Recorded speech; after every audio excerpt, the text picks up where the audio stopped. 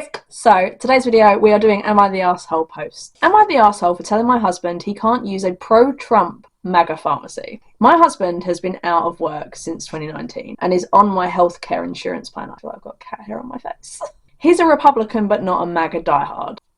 I don't see how you can still be Republican when this shit is going on in America because of diehard Republicans and MAGAs, but go off. Recently, he expressed a desire to move all of our prescriptions to a small local pharmacy in the town we live in. I said I would not be moving my prescriptions there because they were pro-Trump and hardcore MAGA. Signs in their parking lot, the owner, who is also the pharmacist, expresses vocal support on social media. My husband got mad and said, fine, I'll move just mine then. I told him as long as he was covered by my insurance, which I pay out for of my paycheck to the tune of $382 a month. I can't believe you guys pay shit like that a month. That is insane. I literally wouldn't be able to survive. I don't know how you guys survive. He would not transfer his prescriptions there either. My feeling is that he is on my insurance, which I pay for, so I get to choose which businesses I support. So am I the arsehole? No. If it's your money, you get to choose where it's being paid to. That's why when they're like... When America turns around and going, you're not allowed to boycott any Israeli products, or you're not allowed to boycott Tesla. Okay, are you going to give people extra money to pay for a Tesla car? Because, like, people have been not buying them for a while. Local pharmacy is run by a sweet lady from Bangladesh. Walgreens across the street is losing all kinds of business to them, and I'm happy to see it. Oh... That reminds me of the stock market has recently it's in free fall at the moment. Watching the people that actively supported Trump to get into office and completely ignore all of the advice going, he's going to tank the economy. He has gone bankrupt multiple times. He did this the last time he was in office. He's going to do it again, but worse. And no one listened. And then all of these billionaires and millionaires are crying about the fact they're losing millions or billions. I went super viral when I said I lost $7 million. I'd kill to be back to losing $7 million. I haven't even looked. If I had to guess, I'm down in these last 3 days, probably close to 20. I lap it up like Cartman lapped up the tears of, this is in a completely different context, but... Oh, the tears of unfathomable sadness. Yummy. In my mind, I'm doing exactly the same thing. That is how I feel every single time I see one of these millionaires or billionaires crying because people aren't buying their stocks or because they're losing money. My companies are suffering because I'm in the government. You had Tim Waltz, who's a huge jerk, running around on stage with a Tesla stock price. This is the chainsaw for bureaucracy. Chainsaw! Where the stock price had gone in half, and he was overjoyed. What an evil thing to do. What a creep. What a jerk. Like, who derives joy from that? Fundamental weakness of Western civilization is empathy. It is delicious. Turns out your husband is MAGA after all, right? He's a Republican but not MAGA diehard. Okay, so it's not just me who has that, like... Side eye. Side eye. This does not exist anymore. If you're not full-on MAGA, you are not welcome in the GOP. Plus, as a Republican, I assume he voted for Trump. Can't take that back and pretend that it isn't part of it. OP's husband is MAGA, but plays this game because it sounds like OP would have a problem if he told the truth. So instead, he gaslights about how he supports MAGA, wants to go out of the way to support MAGA businesses, votes MAGA, but he's not really one. Wake up, OP, Republican, but not MAGA is bullshit. Exactly, I was a Republican until the last election. I dared to question the MAGA cult, even just a little criticism, and I was called every name in the book. I took a look at myself and reevaluated my values, and it turns out I don't align with the Republican Party for the most part. That's the sad thing, is that they are literally voting against your rights. Ooh. Am I the arsehole for accepting a big inheritance from my grandma and telling my dad him and his family are monsters, like she said? Money brings out the worst in people. My grandma died in 2024. I, 23 male, had lived with her since I was 17 and had taken over a lot of bills and stuff in the last year before grandma died, and it was sudden. I was also no contact with my dad and step family. Grandma was no contact with them too. For background on why and how we got here, my mum left when I was only a few months old. She changed her mind about having me and left me with my grandparents, meaning my dad's parents. My dad was in the military at the time and he retired after that deployment and took home with him. Then my grandpa died a year later, so I don't remember him. My grandma continued helping out my dad. When I was 5, my dad told me he'd met someone and she had kids a little bit older than me and they wanted us to be a family. He got me really excited to have a mum and siblings. I don't even remember all the lead up stuff, but first time I was meeting them, I remember my dad saying our family was growing that day. And the first time we met went okay. But it was downhill after that. Why do I feel like this person is the evil stepmother from Cinderella? The second time we met, my step-siblings, who weren't step-siblings at the time, ignored me, and when me or dad were mentioned, they had tantrums. That doesn't come out of nowhere. We moved in together after that, so we'd met twice and suddenly all lived together. Yeah, that spells trouble, especially if they're already throwing tantrums. Then the wedding took place a month later. Oh, she's steam rushing this. Jesus. It was very low-key with hardly anyone there, but I remember my 2 oldest step-siblings pushed me to the floor because the 5 of us were supposed to be getting ready in the same room and waiting for the parents, but my step-siblings didn't want me with them. What happened at the wedding wasn't an isolated incident, and they bullied me and accused me of a lot. Literally seem evil. My dad and stepmom did nothing to stop it. That's really bad that your dad has literally sided with people that, yes, he married into that family, but you are literally his son. They'd tell me it was hard for my step-siblings and they had lost their dad and sometimes it made them a little angry. They would never hurt me intentionally, except they did, both physically and emotionally. My dad and stepmom started getting annoyed with me because I'd go crying to them about it. My grandma stepped in multiple times and tried to talk sense into my parents, and especially to my dad. He told her he had met the love of his life and wouldn't end the marriage for anyone. Yeah, that's not good. She pointed out that I needed him and had no one else. He said that was bullshit and I had a mum now. Grandma said I would never be equal to or come before older kids who are my stepmom bio kids. Dad said that's just how it works. Grandma said not with him apparently, which Dad resented. Grandma tried to take me more to make up for it, but my dad and stepmom protested and refused to allow it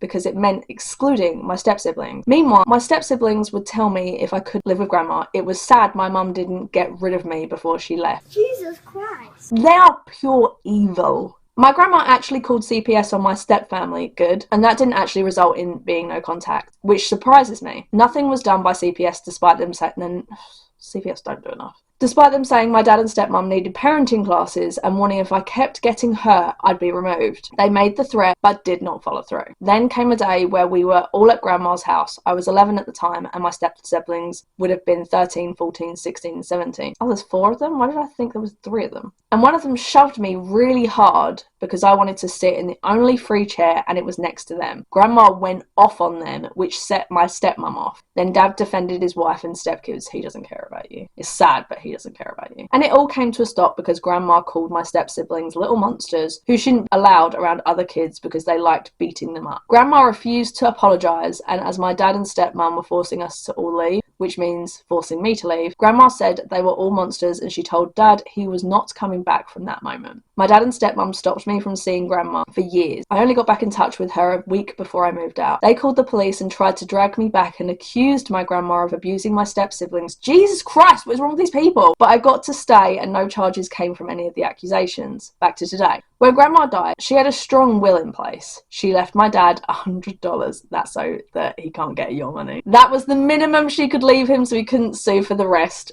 which she gave to me. I got Grandma's house, which was my dad's childhood family home. I got the rest of her money, her and Grandma's sentimental possessions, and she had some investments too. My dad tried to go after it, saying as her only child, he should get everything, but her will stopped it. She left nothing to his wife or her kids. Then they started contacting me. At first through lawyers and then on socials, saying I should be dividing it evenly and giving Dad what he deserves, then shaming me for accepting it when she excluded my siblings. My dad even tried coming to the house to talk, and when he started to shame me for accepting it when she disrespected our family, I told him she was right, and they were all monsters, and that they didn't deserve anything. I only made him more mad. Call the police. And get a restraining order. And saying that is what I'm mostly questioning because I feel like I made my life harder, so am I the arsehole? No. They treated you like shit your whole life. You don't have to split anything with them of your money or willed to you by your grandmother who saw the abuse, emotional and physical abuse you went through, and your father did nothing. He was complicit. Period. Not the arsehole. Your grandma is a star and your dad is a monster. Don't give him an inch. Do not be intimidated. You're an adult and he has no power over you. Your grandma made it so that you got everything. Those are her wishes. So ensure it's kept that way. Your dad is entitled to nothing.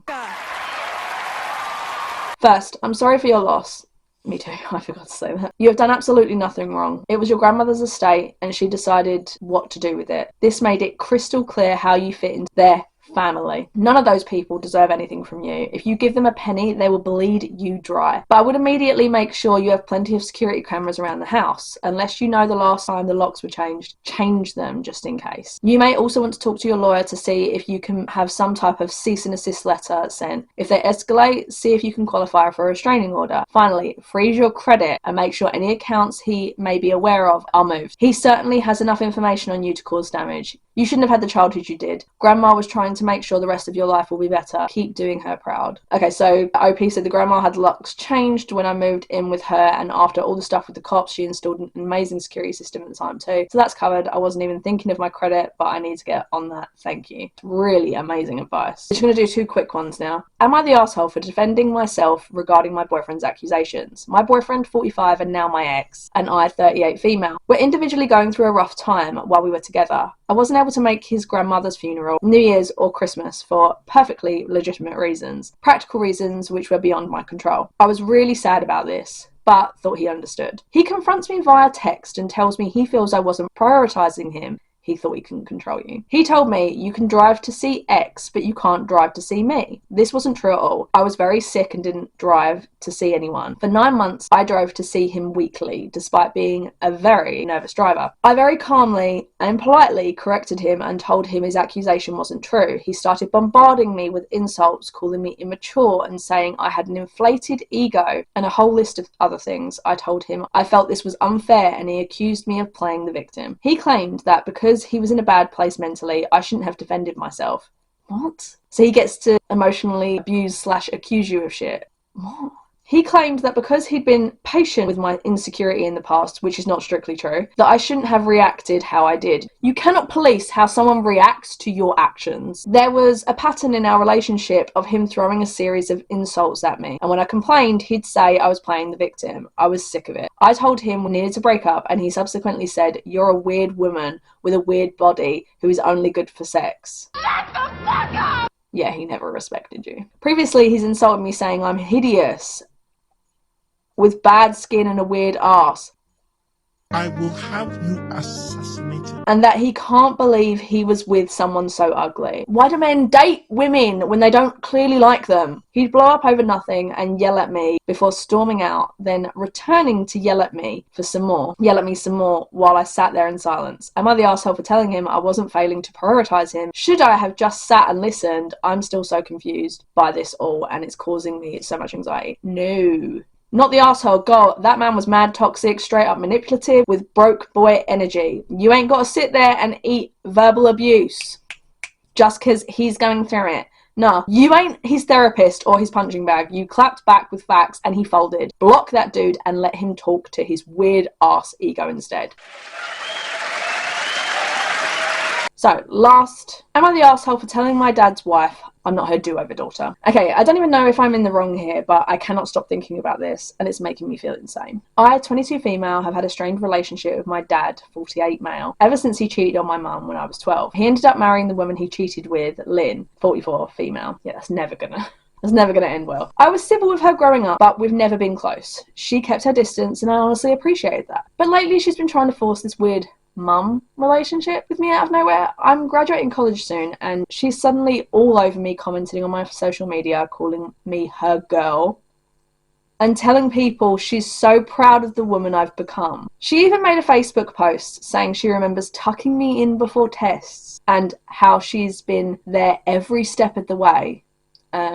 What? She literally wasn't. My mum raised me. My mum worked 2 jobs. My mum drove me to every practice and every college tour. Lynn showed up to Christmas with matching pajamas, and that was it. So, at dinner last weekend, she says she can't wait to help me plan my wedding someday. And I just snapped. Yeah, girl needs to understand boundaries. If you are welcomed even slightly into a family once you've cheated, I will always say the person who is cheated with is less responsible than the person who is literally in a committed relationship. If you knew about it, you are more in the wrong. It's always going to be minimum 60% the person who was in the relationship, because they were the one who committed, not the other person. But still, you cheated with a married man. You then, like, the married man then left his wife and his kid for you. You need to understand that you're not meant to be there. And if you are welcomed at anything, you should be grateful for that, not